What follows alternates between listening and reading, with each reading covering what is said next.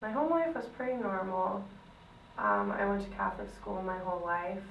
Rob is the second child. He has a sister 2 years older. My parents were together, really loving, went to church every Sunday. I was very independent, very stubborn. It was a pretty loving home. There wasn't much to complain about. David's an interesting bird.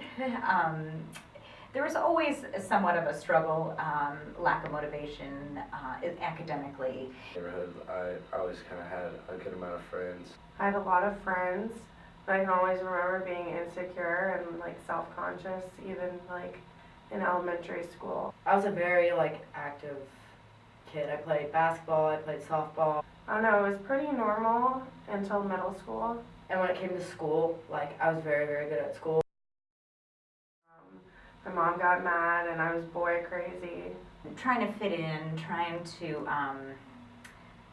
just always pushing the boundaries. I did get in trouble a bit, and it was mainly for things like bullying. He was kicked out of one school for not performing academically.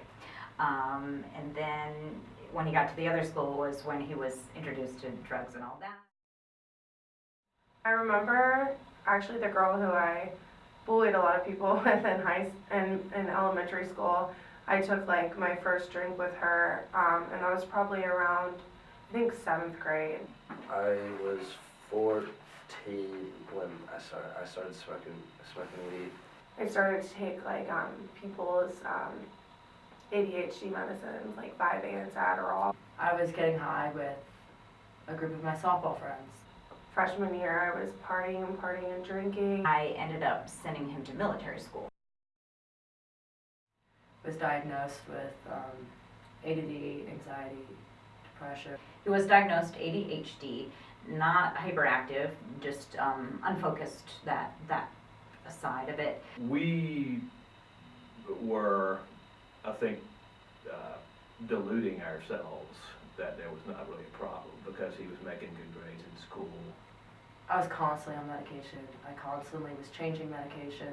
I cocaine, I think, probably my junior year. Later that next year is when we really learned that there was something going on, and we could see where Rob was becoming more isolated and just didn't seem very happy. Is coke and alcohol. That took me downhill pretty quickly. It was only a few months of using cocaine until I asked for help for the first time. You just color your perception through your own experience. I did, at least, and so you try to kind of brush those things aside. And you don't want to think that there's a problem. I was just miserable, and I was never around, and my family life was horrible. I've been to 3 treatments. I was just miserable and sad, and I was tired of it all. Pros and cons, but it didn't solve the basic piece that he needed, which I have learned from this program, is self-worth. He never had developed that sense of self-worth. I was the one that made the phone call. I had suspected that Rob had gotten high going to school, which was a first for me. I had access to his Facebook page, and I saw him, sending messages that was easy to figure out. And then the whole, the money, my money was slowly disappearing out of my wallet. All the telltale things. And do you think you're in denial? And I just remember being madder than a hornet that he asked me that question. And yet that was the question that someone needed to ask. Really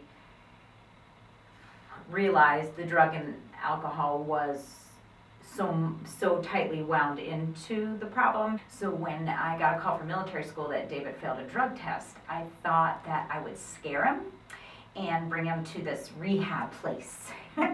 So I brought him to the rehab place that he thought was really cool. And of course, I was against it. And I was like, oh, you don't need that. You don't need that. I just want to scare you.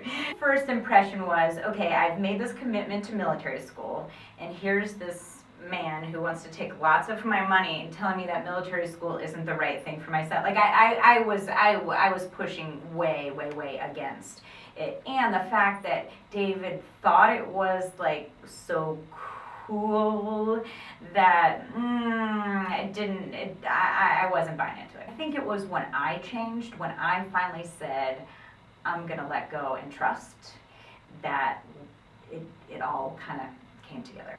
I enjoy being around my family today, and they enjoy being around me. So I have 16 months sober. I've been sober for 15 months. It's listening to other people and kind of trusting their stories and like, okay, yeah, I felt the same way, and it's worked for them, so maybe it will work for me. That was the day of the new beginning for Rob, I think, and for us too.